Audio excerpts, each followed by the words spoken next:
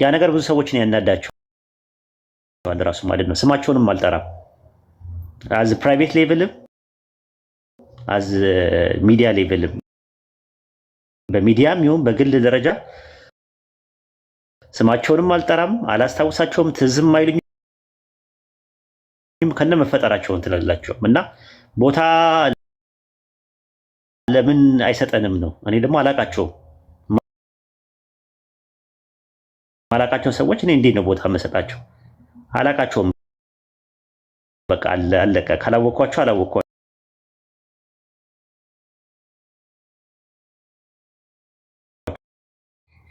ለምሳሌ ማለት ነው በግድ የሚባል ነገር አይደለም። ራሱ አላከፈርኩም ሰው ሙስሊምን አላከፍርም። አንድ ሰው ላኢላሃ ኢለላህ ካለ ሙስሊም ነው ያ ሰው። ከጀርባው ሰግዳለሁ። መጋባት ይቻላል። ወንዶችና ሴቶች ጋር መጋባት ይቻላል። ቢስሚላ ብሎ ያረደውን መብላት ይቻላል።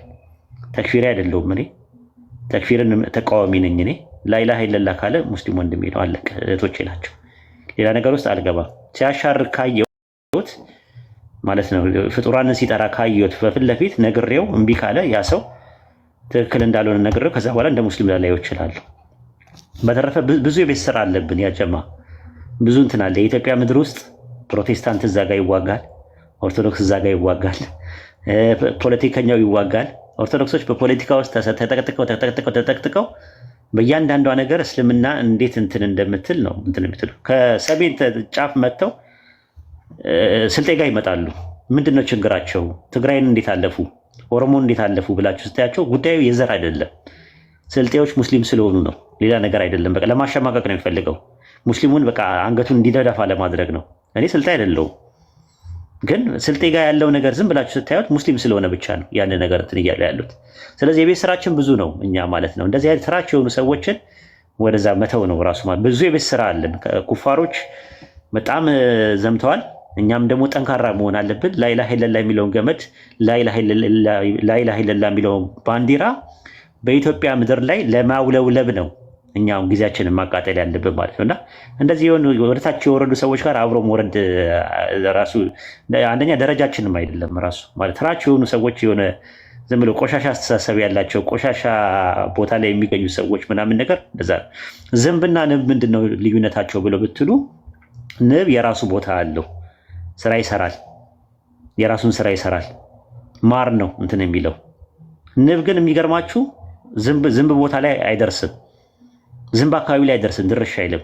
ዝንብ ግን ይርመጠመጣል፣ ይልከሰከሳል። አይታችሁ ከሆነ ማለት ነው ውስጥ ለውስጥ ነው የሚርመጠመጠው፣ የሚሽለጠለጠው ውስጥ ለውስጥ ነው ራሱ። ዝንብ ቦታ ላይ መጥቶ ንብ ቦታ ላይ መጥቶ ካልሰራው ይላል መጥቶ ማለት ነው። ይመጣና ዝም ብሎ እንትን ይላል፣ ቆሻሻው ምናምን ለመጣል ይሞክራል። ገብታችኋል? ስለዚህ እናንተ መሆን ያለባችሁ እንደ ንብ ነው መሆን ያለባችሁ። ሰው አካባቢ ላይ አትድረሱ፣ የሰውን ሀቅ አትንኩ። ነገ ጠዋት ሂሳብ አለ። በተውበት እንኳን አይመለስም። የሰው ሀቅ ከነካችሁ ሰዎችን አትዞልሙ፣ አትድረሱባቸው፣ አትንኳቸው። ሰዎችን የራሳችሁን ስራ ላይ ፎከስ አድርጋችሁ ስሩ። ይሄ ነው የሚያሳየው ማለት ነው እንጂ ሌላ ነገር እንትን የለውም። ኢንሻአላህ ወደ ትምህርታችን እንገባለን። እንግዲህ ኢንሻአላህ እንትን የምትሉ ካላችሁ ምንድነው ጥያቄ መጠየቅ የምትፈልጉ ክርስቲያኖች ካላችሁ መጠየቅ ትችላላችሁ ማለት ነው ኢንሻአላህ። ኡስታዝ አቡያ ሰላም አለይኩም ወራህመቱላሂ ወበረካቱ። ወአለይኩም ሰላም ወራህመቱላሂ ወበረካቱ። ኡስታዞች እንዴት ናችሁ? ኡስታዝ እንዴት ነህ? ሰላም ነው? ሰላም ነው። አማን ናችሁ? ሰላም ነን አልሐምዱሊላህ። ወራህ የምትፈልገው ነገር አለ? አይ ማሻአላህ በቂ ነው። እሺ ጥያቄ ያላችሁ ሰዎች ወደ ጥያቄያችን። የቤት ስራችን ብዙ ነው ያጀማ። ልጆቻችንን እንዳታስለቅሱ፣ እንዳናለቅስ ልጆቻችንን ማስተማር አለብን። ዲናችንን በደንብ አድርገን ዲናችንን ትውልዱ መቅረጽ አለብን። ኃላፊነት አለብን። የምንኖረው ለጥቂት ጊዜ ነው። የቱርክን ታሪክ ተመልከቱ፣ የሳውዲ አረቢያን ታሪክ ተመልከቱ፣ ወደኋላ የነበረውን የአፍጋኒስታንን ታሪክ ተመልከቱ። እንዳለ የሚሰራብን አጀንዳዎች ብዙ ነው ራሱ ማለት ነውና አሁንም የኢትዮጵያ ሙስሊሞች ላይ የሚሰራውን ነገር ካሁኑ ነቃ ብላችሁ ዲናችሁ ላይ አተኩሩ ያጀማ። ሌላ ነገር ይሄ አሁን እንትን የሚለው ዝም ብሎ አሁን ወይ አልገባቸውም ማለት ነው። ፖለቲካው እየተሰራብን ያለውን ፖለቲካ እየገባቸው አይደለም። ሙስሊሙ ላይ እየተሰራበት ያለው ምንድነው የሚለው ነገር እየገባው አይደለም። ስለዚህ እኛም ብዙ የቤት ስራ አለብን ራሱ ማለት ነውና የቤት ስራችን ላይ ብቻ አተኩረን ትልቅ ስራ መስራት ነው ያለብን ኢንሻአላህ። እነዚህ ጥቃቅን ሰዎችን ጥቃቅንና አነስተኛ ተዋቸው። ወደ ኢንዱስትሪ ስላልመጡ ነው። አልገባቸውም ማለት ነው። በቃ እስኪገባቸው ግን ያለቅሳሉ። ደም እንባ ነው የሚያለቅሱት። በልጆቻቸው ነው የሚመጣ ያ ነገር ማለት ልጆቻቸውን ተገጧት መጥቶ አንድ ኩፋሮች ፕሮቴስታንት መጥቶ ሲያከፍር ያኔ ያለቅሳል።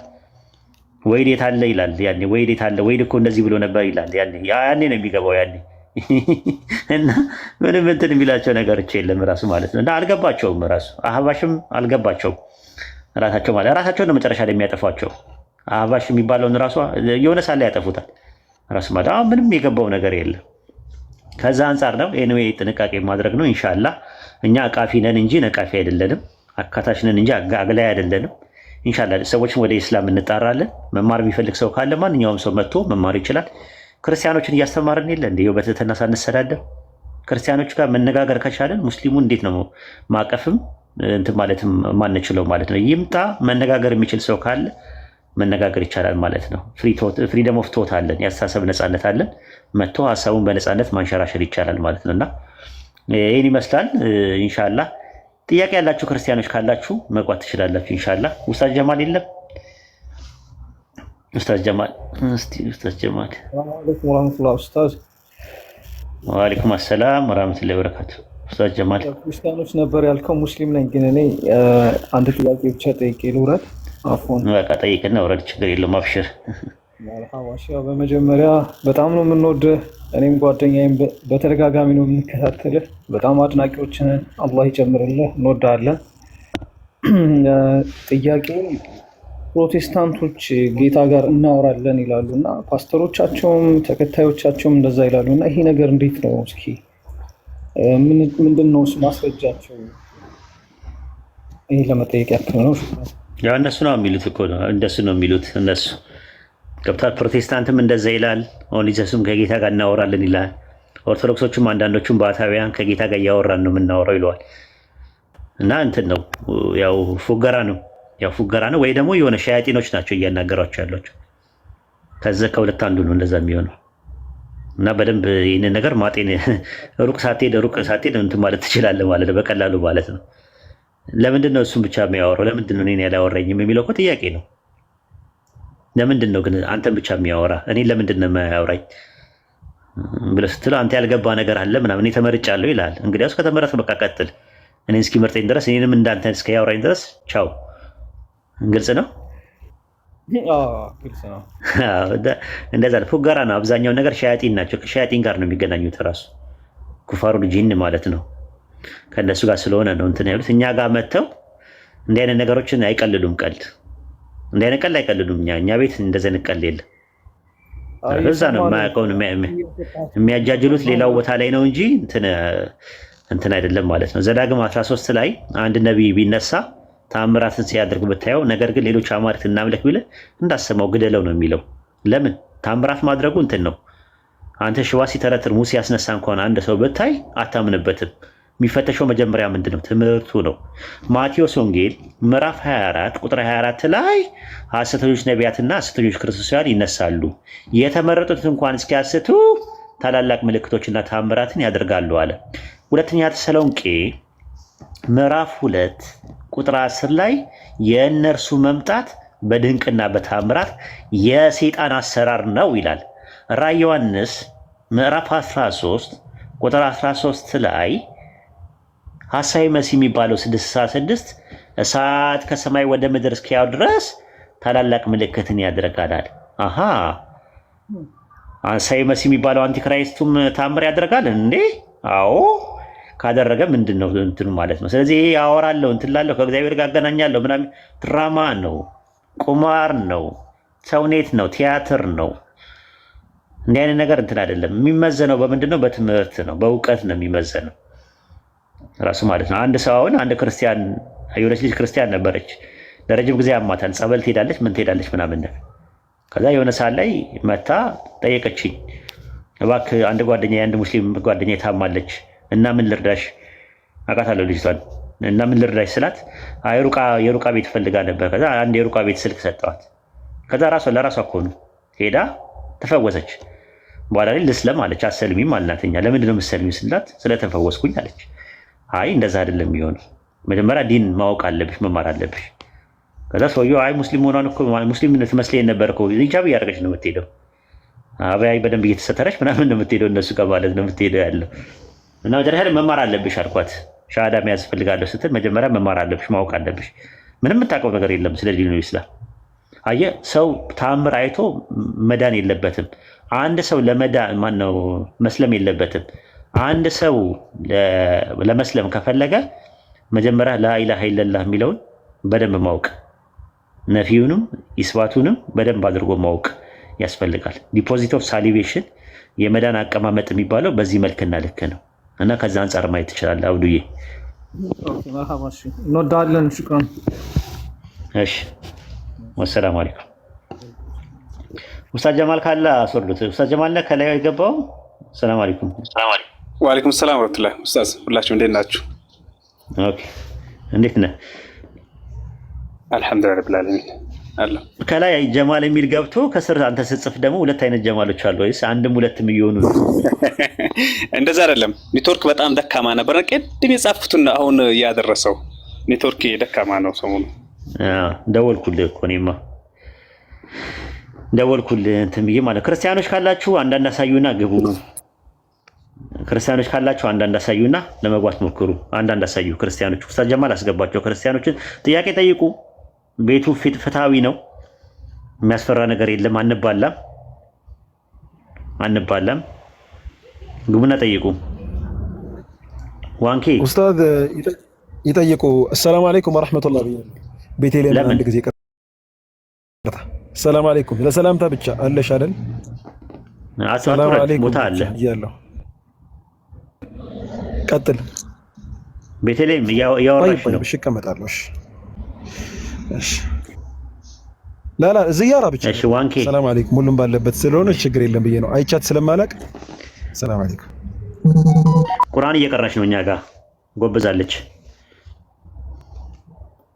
አንድ ጁዝ ልታከትም ነው። ማሻአላ ጊዜ ሆና ነው እኛ ጋር።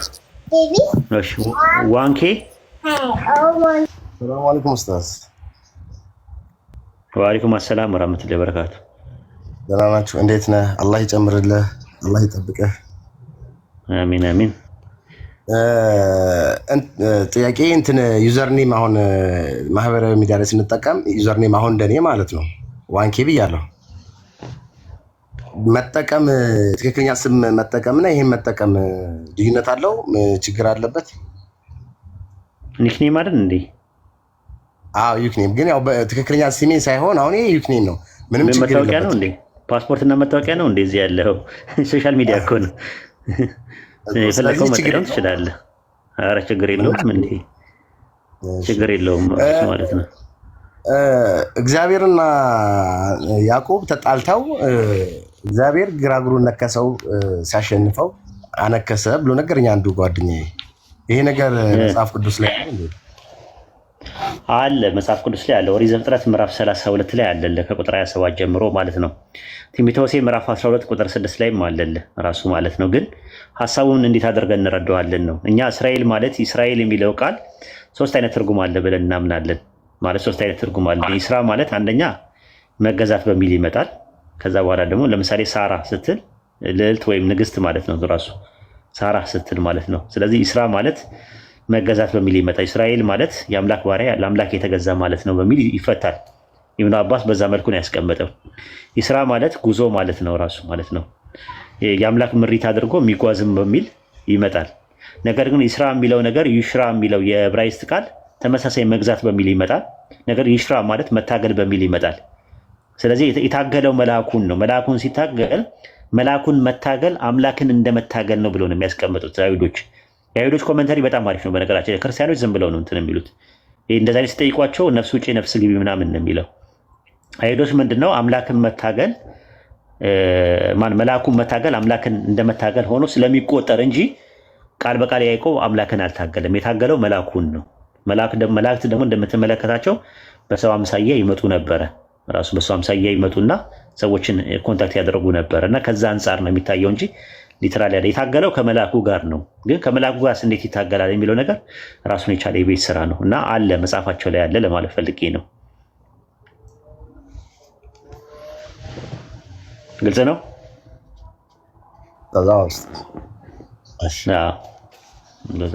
ያልባረከኝ ካልባረከኝ ያለው ወንድሙ ቀድሞ ስለተባረከ ነው እንዴ? እንዴት ነበረ? ካልባረከኝ አላለቀም ያለው ማለት የታገሉት እኮ ባርከኝ ምናምን በሚል ጉዳይ ነው አይደል? እንዴት ነው እኮ ባርከኝ ብሎ ነው የታገለው። ግን ያው ሹሉዳውን መታው እኮ ራሱ ኖርማል ማለት ነው። ሹሉዳውን መታውና ከዛ ሲያነክስ ነበር ራሱ ማለት ነው። ግን የታገለው ከአምላክ ጋር ብቻ አይደለም፣ ራሱ ከአምላክም ጋር ከሰዎች ጋርም ታግላ አሸንፋልና ይላል። ሰዎች ነው የሚለው ራሱ በዕብራይስጡ ሰዎች ብሎ ነው የሚያስቀምጠው፣ ሰው አይደለም የሚለው ሰዎች ብሎ ነው የሚያስቀምጠው። ኦሪት ዘፍጥረት እነዛ ሰዎች የተባሉት እነማን ናቸው? ኦሪት ዘፍጥረት ምዕራፍ 32 ቁጥር 1 እና 2 ላይ መላእክቶች ናቸው። የያዕቆብ መንገድ ሄደ፣ የአምላክ መላእክትም ተገናኙት። ያዕቆብ ባያቸው ጊዜ እነዚህ የአምላክ ሰራዊት ናቸው አለ። የዚያን ስፍራ ስም መናሃይናን ብሎ ጠራው ይላል። ስለዚህ መላእክቶች ነበሩ በወቅቱ የነበሩት እና ከአንድ ሰው ጋር ሲታገል ነበረ ማለት ነው። እና መላእክቶችም አብረው ነበሩ ከዛ ሰው ጋር። ሰው የተባሉት እነማን ናቸው? አናሺም የተባሉት እነማን ናቸው ስንል መላእክቶች ናቸው በዛ ጊዜ የነበሩት ማለት ነው። እና ይህን ነው ትግል የገጠመው ከእሱ ጋር እንደሆነ ነው የሚናገረው። ኦሪት ዘፍጥረት ምዕራፍ 32 ቁጥር 22 ላይ በዚያ ሌሊት ተነሳ፣ 2 ሚስቶቹን ይዞ ሲሄድ ያዕቆብ ለብቻው ቀረ፣ አንድ ሰውም እስከ ንጋት ድረስ ይታገለው ነበረ። አንድ ሰው ከአንድ ሰው ጋር ማለት አንድ መልአክ ጋር እንዳላሸነፈው ባየ ጊዜ የጭኑን ሹሉዳ ነካው። ማን የነካው? መልአኩ የጭኑን ሹሉዳ ማለት የሎሚው ማለት ነው። ያዕቆብ የጭኑ ሹሉዳ ሲታገለው ደነዘዘ። እንዲህም አለ፣ ሊነጋ አቀላቅሏልና ልቀቀኝ አለው። እርሱም ደግሞ ካልባረከኝ አልለቅህም አለው። እንዲህም አለ፣ ስም ማን ነው አለ። እርሱም ያዕቆብ ነኝ አለው። ከእንግዲህ ወዲህ ስምህ እስራኤል ይባላል እንጂ ያዕቆብ አይባልም፣ ከአምላክና ከሰዎች ጋር ታግለ አሸንፋልና አለ። ሰዎች ነው ብሎ የሚያስቀምጠው ራሱ የዕብራይስጡ ማለት ነው። ግሪክ ሰብትጀንትም እንደዛ ነው የሚያስተምረው። አንትሮፖን ነው የሚለው። አንትሮፖስ ማለት ሲንጉላር ነው፣ አንትሮፖን ደግሞ ፕሉራል ነው። ያዕቆብ ስምህን ንገረኝ ብሎ ጠየቀው። እርሱ ስሜን ለምን ትጠይቀኛለህ አለው።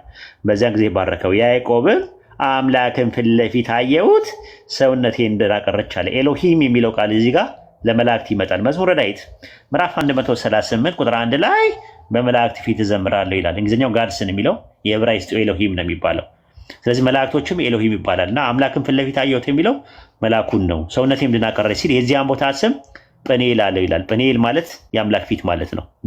ቦታው የአምላክ ፊት ነው እንዴ ስንል አይ ጵኒኤል አይደለም ራሱ ማለት በግዕዝ ፋኔል ይባላል። መላኩ ፋኔል ነው ይላሉ የታገለው እንትን ማለት ነው። እና ከዛ ጊዜ ጵኒኤል ሲያልፍ ፀሐይ ወጣች፣ እርሱም በጭኑ ምክንያት ያነክስ ነበር። ስለዚህ የእስራኤል ልጆች እስከዛሬ ድረስ የወርች ሹሉዳ አይበሉም፣ ከያዕቆብ ጭን ወርች ሹሉዳ አደንዝዟልና። ምክንያቱ ያንን ነው። የወርች ማለት የፊት ምንድን ነው?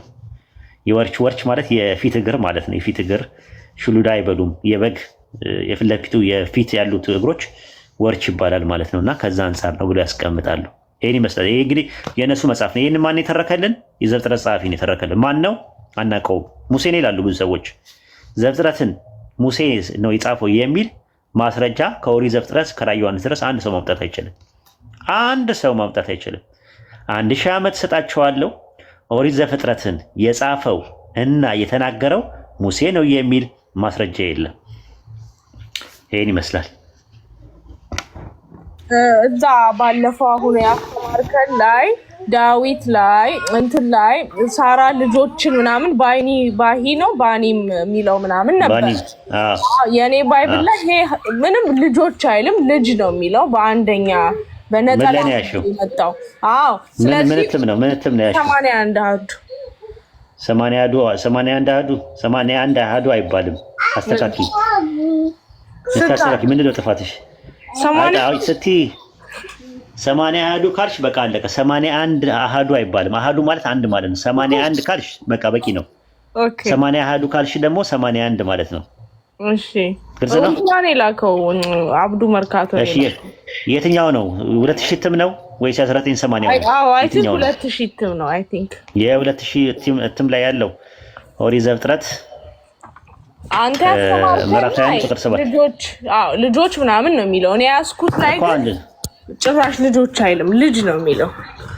ሳራ ደግሞ በእርጅና የወለደችው ሕፃን እንድታጠባ ለአብርሃም ማን በነገረው ሕፃን ነው ብሎ ያስቀመጠው። አሁን ሲንጉላር ነው አይደል? እንደዛ አይደል? ሕፃን ነው የሚለው አይደል? አዎ ምዕራፉን አንዴ እስቲ አግኝቼ 21:7 ዘፍጥረት 21:7 እሺ አገኘሁት። አዎ ምን ይላል እዚህ ጋር?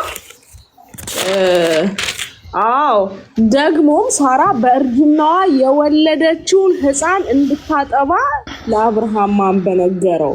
እና ቤን ባኒም ነው ግን ያለው በሂብሩ ላይ ማለት ነው። ሂብሩ ላይ ባኒም ማለት ልጆች ማለት ነው። የ1980 የእንትና 80 ላይ ራሱ ልጆች ብሎ ነው ያስቀመጠው። የኔ ፖይንት ይሰማል? አይሰማሽም? የኔ ፖይንት እነዚህ ሰዎች ከሂብሩ አይደለም የተረጎሙት ማለት ነው። ሲተረጎሙት ይስሐቅ ነው ባኒም የተባለው ሲንጉላር ፐርሰን በፕሉራል አምፕሊቲዩድ ይመጣል ነው። ፕሉራል ኦፍ አምፕሊቲዩድ ይመጣል ነው አይደል? ፖይንቱ የነበረው ስላሴን ስናስተምር በረሺት ባራ ኤሎሂም የታ ሸማይም በየታ አሬስት አይደል? አሬስት ብለን ስናስተምር ኤሎሂም የሚለው ቃል አምፕሊቲዩድን ያሳያል፣ እንደገና ደግሞ መልቲቲዩድን ያሳያል። ይሄኛው ግን መልቲቲዩድን ሳይሆን አምፕሊቲዩድን ነው የሚያሳየው ብለን ለሞገትንበት ሙገት ነው ያመጣ ነው አይደል? አዎ በቃ እሱ ማለት ነው። ይስሐቅ 1% ሆኖ ግን ባኒም ተብሏል። ያ ማለት ይስሐቅ ብዙ ፐርሰን ነው፣ መልቲፕል ፐርሰን ነው ወይም ትሪኒቲ ነው ማለት አይደለም ነው ፖይንታችን የነበረው። ስለዚህ ከነሱ ጋር ስንወያይ አንደኛ በየትኛው መጽሐፍ ቅዱስ ነው የምንወያየው? ሁለተኛ እዛው ጋር በግዕዝታች ሬፈረንስ አንዳንድ በግሪኩ እንደዚህ ይላል በምናምን እንደዚህ ይላል እያሉ የተለያየ ሀሳብ አለ። ስለዚህ የትኛውን እኔ ስንቱ ባይብል ላምነው። አንቺ አሁን እኮ ከጥቃቅንና አንድ አነስተኛ ወተሽ ወደ ኢንዱስትሪ እየገባሽ ነው ያለው። ገባሽ? ወደዛ ነው እየገባሽ ያለሽው። ስለዚህ እዛ ጋር ስትገቢ ዕብራይስጡ ምን ይላል፣ የግሪክ ሰብትጀንቱ ምን ይላል እያለን እያየን ያለ ነው። ሲንጉላር ሆኖ ለእንትን እየተጠቀምን ያለ ነው፣ ለአምፕሊቲዩድ ወይም ለግነት እየተጠቀመን ነው ብለን ላመጣንበት ነገር እንደ ማስረጃ ያደረግነው። እሺ ይሄን ይመስላል። በተረፈ ደግሞ አስታውሽኝ እያወጣው አሳያችኋለሁ እንትኑን የዕብራይስጡንም የግሪክ ሰብትጀንቱንም ሁለቱንም እያወጣው አሳያችሁና ሊንክ ለክላችሁና ሰጣችሁና በደንብ ትማራላችሁ ኢንሻአላህ።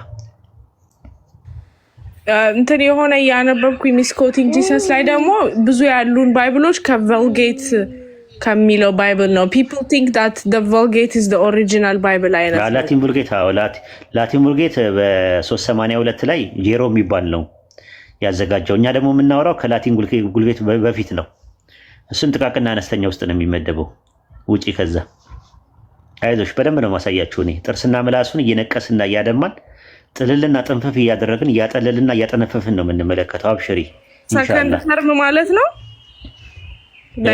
ሰከንድ ተርም የምንማረው ማለት ነው። ኖ ስጠይቁ ማለት አሁን ጥያቄው ጠይቀሻል አይደል? ግን መረጃ እጅሽ ላይ ያስፈልጋል አይደል? እንደ ዶክሜንት ዝም ብሎ የጨበጣ ነገር እንዳይሆን ወይ ነገረኝ ታያለሽ እንዴ? ወደፊት አሁን ከሰው ጋር ስትወያይ አይደለም አይደለ? እንደዛ ነው። ከጥቃቅንና አነስተኛ ወተሽ ኢንዱስትሪ ውስጥ እንድገቢ ነው የምፈልገው። ያ ደግሞ ለመሆን በደንብ መረጃና ማስረጃ ለመሟገትም ጥሩ ነገሮች ያስፈልጋል። ጮማ የሆኑ ነገሮች ያስፈልጋል። ገላትያ 6:11 ላይ እዩ በምን ያህል ትልልቅ ጽሁፎች እንደጻፍኩት የሚለው ሲብራራ ፖል በስክራይቦች ነው እንጂ ያጻፈው እሱ አልጻፈም። የሱ ጽሁፍ ተለቅ ብሎ ራሱ የተቀመጠው እሱ እንደጻፈ ለማረጋገጥ ነው የሚል ነገር አነበብኩ እዛ ሚስኮቲንግ ጂሰስ ላይ። አናዘር ቲንግ ደግሞ በፖል ስም ይሄ አይ ቲንክ ቆሮንቶስ ሰዎች ምናምን በፖል ስም ነው የተጻፈው። አክሴፕታንስ እንዲያገኝ ለቸርቹ በፖል ስም ራሱ የሚጻፉ ደብዳቤዎች ነበሩ ምናምን ይላልና can we definitely say አንተ ምንድነው ያለ መረጃ? እነ ጳውሎስ ራሱ በራሱ በስክራይብ እንጂ ያጻፈው በራሱ ያልጻፈው። ስለዚህ ጳውሎስም ብለው ኮድ ሲያረጉ ወይም ፖልን ሲከተሉ ፖል እኮ he didn't write this መልእክቶች እያለ ያለው ባርት ማለት ሐዋርያው ጳውሎስ እንደነሱ እምነት በእጁ ያጻፋቸው መጽሐፍ አለ። እስር ቤት ሆኖ ደግሞ በጓደኞቹና በተማሪዎቹ ያጻፋቸው መልእክቶች አለ ብለው ያምናሉ። እንደዛ ነው ብለው የሚያምኑት። እነሱም እኮ የተለየ ነገር አላመጣም። ፕሮፌሰር ባርቴርማን አንደኛ እሱ ነው። ሮሜ ሰዎችን የጻፈው ማን ነው ብለው ነው የሚያምኑት ክርስቲያኖች። የሐዋርያው ጳውሎስ መልእክት ወደ ሮሜ ሰዎች ነው አይደል የሚለው? ግን ሮሜ ሰዎችን እኮ ጳውሎስ አልጻፈውም። ታውቃላችሁ? ስንቶቻችሁ ታውቃላችሁ? እንትና ነው እንዴ ጻፈው? እዛ ላይ ስሙ የተጠቀሰው ነው እንዴ? ጤርጤዎስ ነው የጻፈው። ሮሜ 16 ምዕራፍ 16 ቁጥር 22 ላይ ይህን መልእክት የጻፍኩት እኔ ጤርጤዎስ በጌታ ሰላምታ ያቀርብላችኋለሁ። የእኔና የቤተ ክርስቲያን ሁሉ አስተናጋጅ ጋይዮስ ሰላምታ ያቀርብላችኋል። የከተማዊቱ መጋቢ ጤርጤዎስም ያቀርብላችኋል ይላል። ስለዚህ ማን የጻፈው የሮሜን መልእክት? እሱማ ከኔ ጋር በስራ የሚተባበረው ጢሞቴዎስም ዘመዶች የሆኑት ሊቆሲዮስም ምናምን እያለ ይገልጻል። እሺ ገባኝ። ማን የጻፈው ነው ይህ መልእክት እያለ የሚያወራው ማን ነው? እሱማ በቃ ይህን መልእክት የጻፍኳት እኔ ጤርጤዎስ ነኝ አለ እኮ። ስለዚህ የሮሜ መልእክት የሚያወራው ማን ነው? ጤርጤዎስ ነው። ሮሜ ምዕራፍ 16 ቁጥር 22 ላይ ማለት ነው። ብዙ ሰዎች ሮሜን የጻፈው ጳውሎስ ነው ይላሉ። ኦኬ እሱ ላይ እንትን ጊዜ ስታገኝ እዚህ ቲክቶክ ላይ ብዙ ሰው አይ ዶንት ቲንክ እኔ ራሱ ይሄን መጽሐፍ ሳነብ ነው እንጂ ያወቅኩት ምንም አይዲያው አልነበረኝም። ሌላው ምንድነው ይሄ የኮፒ ሲስተም ስላልነበረ ኮፒ የሚያደርጉ ሰዎች ራሱ ደግሞ ሲሌበስ ደግሞ ስፔስ አልነበረም። እነዚህ ጽሁፎች ሲጻፉ እነዚህ ኢቭን ወንጌሎቹ ሲጻፉና እሱን እንዴት ታየዋለህ አንተ? እነዚህ ጽሁፎች ዛሬ የነበሩት አይነት ሼፕ አይደለም የነበራቸው። ዲፍረንት ስክራይቦች ሁሌ አዲሽናል ሀሳብ ሲጨምሩ ሲቀንሱ እንደመሰላቸው ሲያደርጉ እንደነበረ ምናምን ያለው ነገር ገብቶሃል? ይሄ ኮምፓይሌሽኑ ምናምን አይ ዶንት ቲንክ ብዙ ሰው ክርስቲያኖች ራሱ አያውቁትም። ግን እኛ ጋር ትምህርት ነው ያለው። ሁለተኛ ሴሜስተር ላይ ትማራላችሁ። ቤትዬ ሁለተኛ ሴሜስተር ላይ አይታችሁ ከሆነ እንደዛ ቅዱሳን መጽሐፍት ይላል እና እዛ ላይ በደንብ ትማራላችሁ። ስለ ማኑስክሪፕቶቹ ሲገለበጡ ምንድነው የተፈጠረው ነገር፣ ፍራግመንቶቹ ምንድናቸው፣ በጥስጣሽ ምንድናቸው፣ ኦሪጂናል አውቶግራፊ ምን ማለት ነው የሚል ነገር በደንብ ትማራላችሁ ሁለተኛው ሴሜስተር ላይ ማለት ነውና ኢንሻአላህ አብሽርዬ ሰፊ ነገር ስለሆነ ከዛ አንፃር ነው በወረድ ለቅምሻ ያክል ለራብ ማሽታገሻ ያክል ያው እንዲሁ ከቁሌቱ ነው አሁንም የሰጠውሽ ሮሜ 16:22 ላይ ሰጠውሽ ከቁሌቱ ነው። ምናልባት እንዲሁ ልቅምሽ ለራብ ማስታገሻ ያክል ነው እንጂ ሰፋ ባለ መልኩ ኢንሻአላህ ሁለተኛው ተርም ላይ ትማራላችሁ። እሺ one last question ጆን ጎስፔል ኦፍ ጆንን ያው እኔ ቢፎር 8 years 9 years ነው ባይብል አንብቤ ከዛ ሃይማኖት የወጣሁት እና አሁን ያንተን ኮርስ ስለምንማር I'm reading the Bible must ማለት ነው ከላይ መማር ስለማልፈልግ ዮሐንስ ወንጌል ቁጥር 4 ምዕራፍ 4 ቁጥር 44 ነብይ በገዛ ሀገሩ እንደማይከበር እርሱ ራሱ ጌታችን ኢየሱስ መሰከረ ይላል። does this mean ኢየሱስ ራሱ I am ነብይ አለ ማለት ነው? because ስንወያይ ቅድምም እዚህ ቲክቶክ ላይ ዲናይ ያረጉን ነበር። ያው ነብይ እንደሆነ ያምናሉ ግን ይሄንን ያለው እሱ አይደለም ይላሉ። እንዴት ታየዋለህ? ይሄን ማርቆስ 6:4 ላይ አለልሽ እኮ ማርቆስ 6:4 ላይ ኢየሱስም አለ ነብይ ከገዛ ሀገሩ ከገዛ ዘመዶቹ ከገዛ ቤቱ በቀር ሳይከበር አይቀርምና አላቸው ይላል። እዛ ጋር ምንድነው የተባለው? ይህ የጸራቢ የማርያም ልጅ ያዕቆብና የዮሳ ልጅ አይደለምን? እህቶቹስ በእኛ ዘንድ አይደሉምን? ይሰናከሉበት ጀመራል። ስለዚህ ኢየሱስ ምን አለ? ነብይ ከገዛ ሀገሩ ከገዛ ዘመዶቹ ከገዛ ቤቱ በቀር ሳይከበር አይቀርምና አለ። ይሄ እንግዲህ አንደኛው ማስረጃ ነው። የማቴዎስ ወንጌል ምዕራፍ 21 ላይ ስትመለከችው የማቴዎስ ወንጌል ምዕራፍ 21 ላይ ራሱ ነብዩ ኢየሱስ እያሉ ይናገራሉ። ህዝቡ ሁላ ሲያገኙት ምንድነው የሚለው? ቁጥር 11 ላይ ማቴዎስ 21:11 ላይ ህዝቡ ሁላ ምን አሉ? ከገሊላ ናዝሬት የመጣው ነብዩ ኢየሱስ ነው አሉ ይላል። ነብዩ ኢየሱስ። የኤማውስ መንገደኞችም ምንድነው ያሉት? የሉቃስ ወንጌል ምዕራፍ 24 ላይ የኤማውስ መንገደኞች በመንገድ ላይ እየሄዱ ሲተላለፉ ምንድን ነበር ብሎ ነው ያስቀመጡት። እነሱ የሚረዱት ነገር ምንድነው ጉዳዩ ምንድነው እንደዚህ ስለምንድነው የምታወሩት ምናምን ብሎ ሲነጋገሩ ምንድነው ያሉት? ብርቱ ነብይ የነበረ የናዝሬቱ ኢየሱስ ቁጥር 19 ላይ ሉቃስ 24:19 ላይ እርሱም ይህ ምንድነው አላቸው። እነሱ ግን እንዲህ አሉ፣ በአምላክና በሕዝቡ ሁሉ ፊት በስራና በቃል ብርቱ ነብይ ስለነበረው ስለ ናዝሬቱ ስለ ኢየሱስ ነው ይላል። እንደዛ ነው። ሰላም ለከሳደከ ገብረ መንፈስ ቅዱስ ኬንያ ኢየሱስ ክርስቶስ ነብይ ወሐዋርያ ይለዋል ራሱ መልካ ኢየሱስ ላይ ምን ይለዋል? ኢየሱስ መልእክተኛና ነብይ ነው ብሎ ነው ያስቀመጠው። ሰላም ለከሳደከ ገብረ መንፈስ ቅዱስ ኬንያ ኢየሱስ ክርስቶስ ነብይ ወሐዋርያ። ነብይ ማለት ነብይና ሐዋርያ ማለት ሆረ ነው ላከ ነው መልእክተኛ ነው ብሎ ነው ያስቀመጠው። ስለዚህ መልእክተኛና ነብይ መሆናቸው በደንብ ማስረጃ ብዙ ማስረጃዎች አሉ። አይ ቲንክ እንትናቸውም ላይ አለ ራሱ። ግን የማን ነብይ ነው? ነብይ ነው ከተባለ ምንድነው? ፊሽካው ተነፋ ፎርሽ ነው። ከዛ በኋላ ሙግት የማን ነብይ ነው? የአንድ አምላክ ማን ነው የላከው? ራሱ አይደለም ማለት ነው የመጣው እንዴ? አዎ።